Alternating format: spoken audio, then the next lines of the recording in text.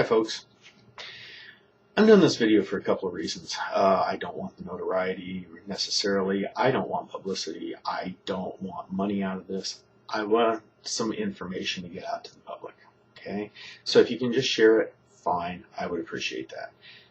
Since last Wednesday, when these horrific terrorist shootings happened in San Bernardino, there's been a lot of misinformation that's been out there. You've seen a lot of talking heads out there that are quote unquote experts.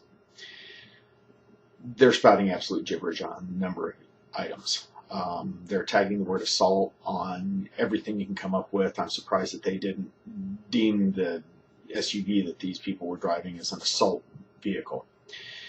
But they like the one that they decided that they were going to throw out that absolutely cracked me up was the assault clothing. Apparently one of these two people were wearing cargo pants, so I'm sure that Dianne Feinstein, Barbara Boxer, or one of the other people in our wonderful state of California will soon limit the number of pockets we can have on a pair of pants because they know what's best for us, even though they're our servants, and yeah, don't get me going on that one. What I want to explain is this term assault rifle. Okay. This term came to be in the mainstream media, and it was plugged in by the mainstream media and by the anti-gun lobbies after a schoolyard shooting in Stockton 20-some-odd years ago. The guy was carrying an AK-47 rifle. Since then, anything that is a semi-automatic rifle in the views of the mainstream media or the gun lobby is an assault rifle. Okay. The one that they refer to most is this guy right here. Okay. It is the AR15. It is a 5.56 millimeter 223 Remington semi-automatic gas-operated rifle. Semi-automatic meaning I pull this trigger one time, the bullet goes downrange one time. One time only. Yeah, there are kits out there where you can modify this guy to make it full auto, but you have to be a master gunsmith, you have to be a master machinist, you have to spend a lot of money for background checks, for the proper pieces, and be registered with the Bureau of Alcohol, Tobacco, and Firearms to get those parts. Can your garden variety shooter do it? No, they can't. This rifle was never designed to be full automatic, and it's because of the trigger group that's in here that prevents it from being a full automatic rifle. Now, the military version of this is the M4 battle rifle, and even that one does not have the capability of going full automatic. It has a select fire switch that is integral to the safety.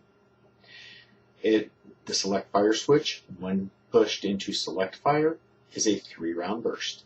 There's a reason why this rifle doesn't go full auto, even in combat situations, is because this rifle, the M4 military version of this rifle, in full automatic mode, would fire 600 rounds per minute.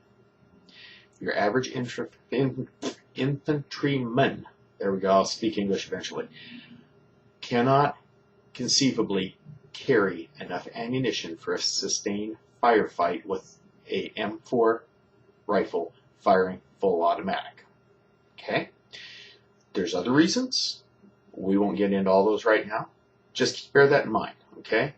600 rounds of ammunition is incredibly heavy. Okay? For the average person, the average infantryman, if you're talking a sustained firefight of more than 5 or 10 minutes, basically he'd need a flatbed truck full of ammunition to take care of him. Anyway, going back to some of the other issues that they've come up with. Okay, there was a genius on Fox that came up with this comment about the bullet button being installed in these that malfunctioned. Otherwise, a lot more people would have been killed. Okay, let me show you what this is. This bullet button is, let me get the light right here.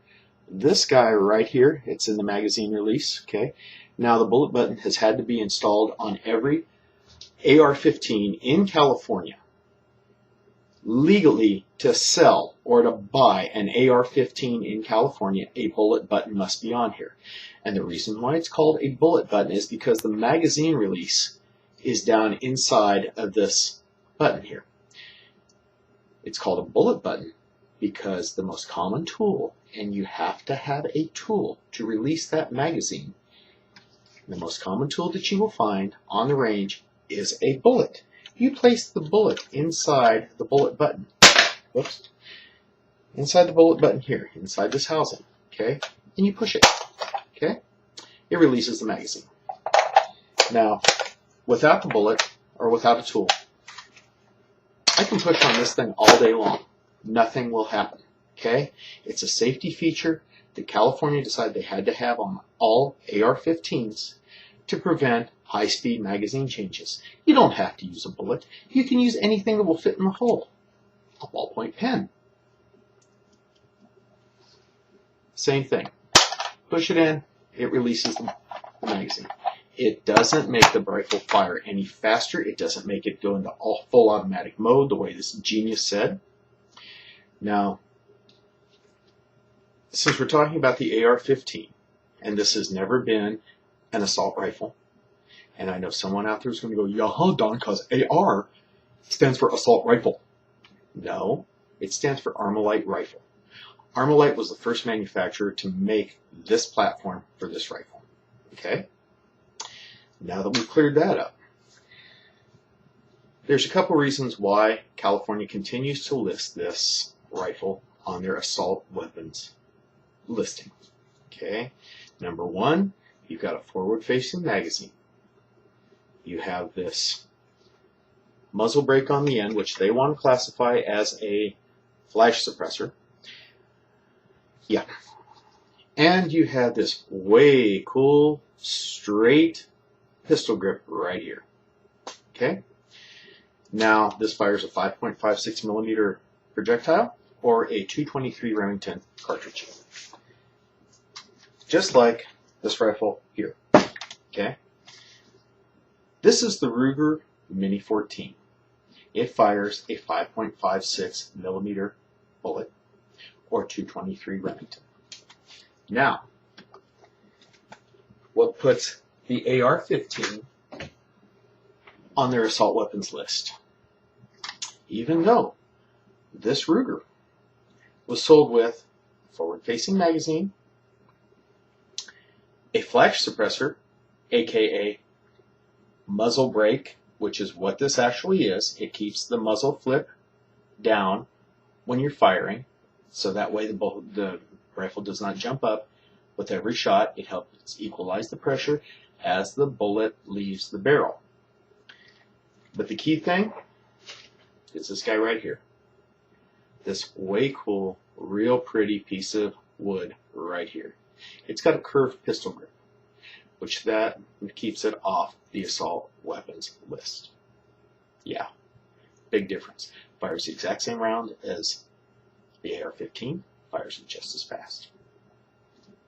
Okay, now I can't explain why they decided this rifle was more dangerous and scary than this rifle. But here's what I want you to remember. The people that you're listening to on the media don't generally know what the hell they're talking about, and they will always take the side that is the easiest to find. Okay? Now, again, I said I didn't do this for publicity. I didn't do it for money. I did it to help share some information. I hope you learned something here watching this video. If you've got any questions or suggestions, you can either get a hold of me down here or up here, wherever the information is. Feel free to contact questions, information, any comments you might have. If I get enough information or questions, etc., I'll be more than happy to post more videos explaining more about guns. If not, well, then this is a one and done type deal. Whichever it is, you folks have a great day.